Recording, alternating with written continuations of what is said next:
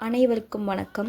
இன்றைக்கி நம்ம பார்க்க போகிறது தூத்துக்குடி மாவட்டத்தில் விளாத்திக்குளம் பக்கத்தில் இருக்கிற மேல்மாந்தை கிராமத்தோட காவல் தெய்வம் பெத்தனாச்சி அம்மனை பற்றி தான்.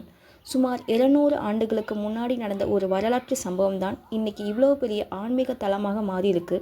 அந்த வரலாறு என்ன என்பதை பற்றி பார்க்கலாம்.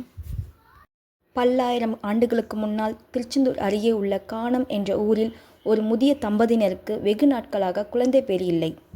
அவர்கள் திருச்செந்தூர் முருகனிடமும் பெருமாளிடமும் வேண்டிக் கொண்டதன் பலனாக பிறந்த பெண் குழந்தைதான் பெத்தனாச்சி.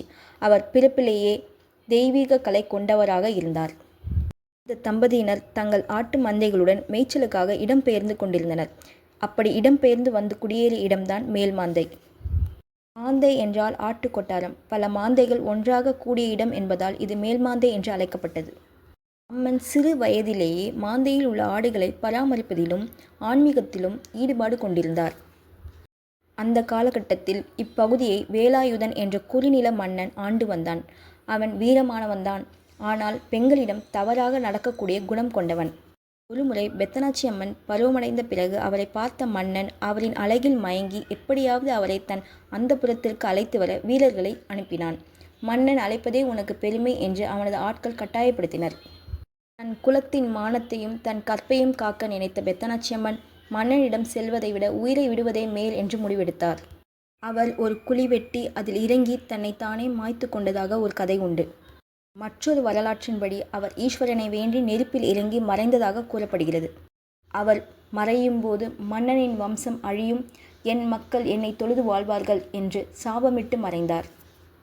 பெத்தனாச்சி அம்மன் மறைந்த பிறகு அந்த மன்னனின் கோட்டை மற்றும் வம்சம் இயற்கை சீற்றங்களால் அழிந்ததாக கூறப்படுகிறது. அதே சமயம் மேல்மாந்தை மக்கள் பல துன்பங்களுக்கு ஆளானார்கள்.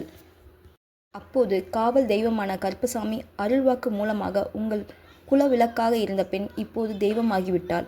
அவளுக்கு கோவில் கட்டி இளவேநீர் காலமான மாசி மாதாந்திர வெள்ளியன்று திருவிழா கொண்டாடினால் ஊர் மக்களை காப்பாற்றுவார் என்று வாக்குறுதி கொடுத்தார்.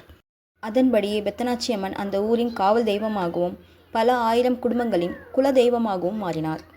தன்னை தீயில் ஆழ்த்தி தியாகம் செய்ததை நினைவுபடுத்தவே மாசி மாதம் பூக்குழி திருவிழா மிக விமர்சையாக நடக்கிறது.